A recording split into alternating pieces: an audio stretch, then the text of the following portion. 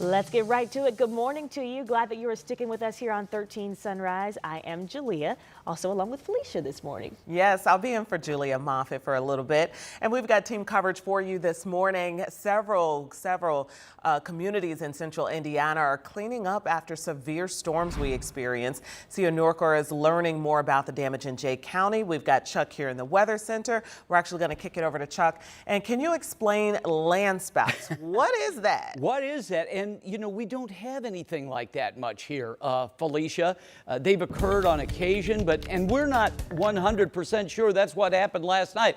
But the Weather Service is kind of leaning in that direction, and frankly, I am too. Have you ever heard us talk about boundaries, okay? Boundaries are when you have these areas of air where there's a boundary literally that's caused by a temperature or a moisture or a difference in elevation. Well, what happens is that winds converge around these boundaries and start to rise. So rather than a tornado where you're seeing a funnel cloud go down, you see these land spouts, as they're called. And again, I think of water spouts or dust devils on the land. That's what you're thinking of. And when we have these, and it's possible that that indeed was the case in at least one of these situations. Now, here's the area near Kamak. So McGalliard's right here, as if you're going into Muncie. Ball State's right here. And that's the area where we had that issue. And of course, we're going to hear more from Sia in Jay County.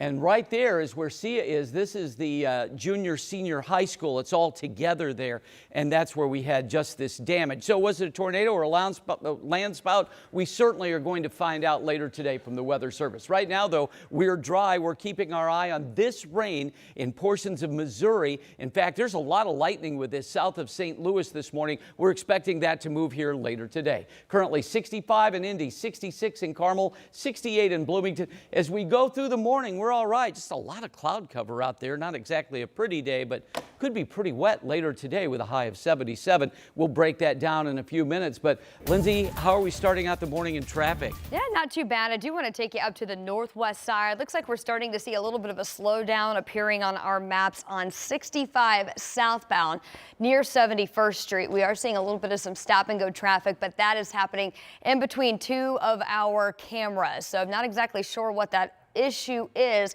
but this is the camera closest to this at 65 and 71st Street.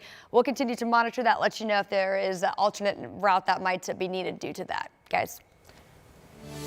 All right, thank you, Lindsay. Let's get back to our top story right here at 6. This video this morning captured by viewers in what appears to be tornadoes across parts of our viewing area. So this is video from last night taken by Sam and Abby. They sent this to us as they saw what is believed to be a tornado as they were driving on I-69 near State Road 332 in Muncie. And we have some other video. This is from a viewer, and it shows that a funnel cloud was over Yorktown. So, of course, we're waiting on final confirmation, as the Weather Center just explained. But those storms caused several damages, a lot of damage to several communities, including Delaware and Jay County. And that's where we find Sia Norcor this morning. Good morning, Sia. When are we expecting to see the National Weather Service go to survey the area and give us some more information?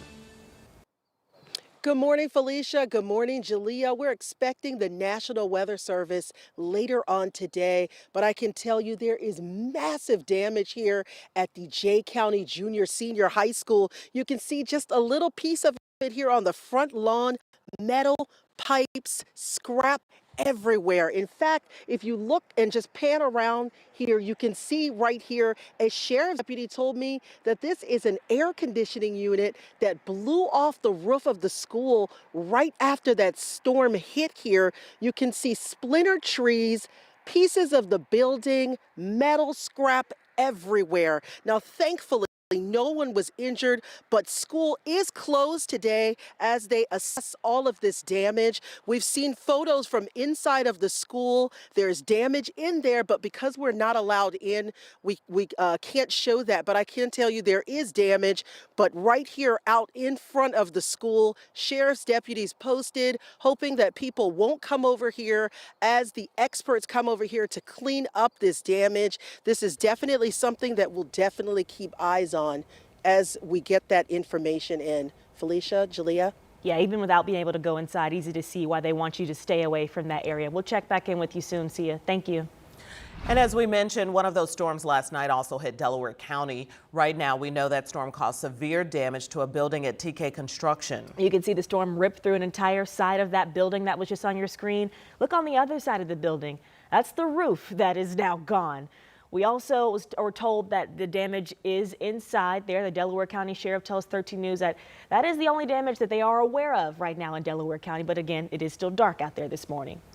And this morning, no classes at Taylor Elementary School in Kokomo. Right now, the Taylor Community School Corp is still cleaning up damage from Friday's storms. So take a look at those storms, which pulled off part of the roof here at the elementary school. So we saw a lot of crews out there all weekend working to fix this damage. They're expected to go back to class tomorrow.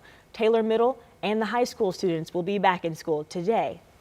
Well, since more rain is expected this week, it's a good time to make sure that you're prepared, that you have the 13 weather app downloaded on your phone already, because this gives you the up-to-date radar right where you are as you travel. A free download. Check it out in your phone's app store. 6:06 is your time. Some of our other top stories this morning. Metro Police are trying to find a missing father and his child. So we want you to take a look at your screen this morning. This is Leonardo Garcia Reyes and his 7-year-old son, Amir Garcia Escalante. They were last seen near East 86th Street and Allisonville Road. IMPD is describing this as a non-custodial parent abduction. So police believe that Garcia Reyes is driving this truck on your screen. That's a gray 2012 Dodge Ram. That license plate reads CJK453. If you spot this truck or you know where those two are, please call 911 right away. You can also reach out to Crime Stoppers and remain anonymous. Well, this morning, we're working to find out if police have any leads in connection to a hit and run on Indy's northwest side. Here's what we do know. Police were called on Saturday night to Michigan Road near Kessler Boulevard, West Drive, on reports of a motorcycle rider hit. Right now, crash scene investigators believe another vehicle hit the motorcycle. Medics rushed the rider to the hospital, but they did not make it. No word yet on whether or not police have any suspects. And street takeover crackdown. This morning, IMPD shares a social media post saying officers seized 6 cars, arrested 3 people, and recovered 1 stolen firearm. Yeah, they say they're not playing around. Tonight, the City County Council is expected to talk about a new ordinance with stricter penalties for anyone caught participating in these street takeovers. That's right. So this morning, Matthew Foltz joins us in studio. He's going to share what we know about those stricter penalties being proposed. Hey, Matthew. Hey, guys. Well, we know one thing. This new proposed ordinance will bring stricter fines for those caught participating in these events. Cars involved would also be impounded for at least a month. Now, within the last few weeks, we've seen many street takeover and spinning events across the city. On September 14th, Metro Police say several of their officers, as well as state troopers, were attacked and had their cars damaged. Police say over 100 cars were involved in these events. Meanwhile, Metro Police are now warning of new consequences. Over the weekend, IMPD made several posts on social media saying that they are proactively towing cars and making arrests. Police also posted one quote saying, quote, "We gave plenty of warning, but some folks didn't listen. We will meet you at home." Now, under the new ordinance, cars used in street takeovers would also be impounded for at least 30 days. Organizers and participants would face fines up to $250, while spectators could be fined up to $100. Now, we also know the city will look to hear from the public on the mayor's proposed budget for next year.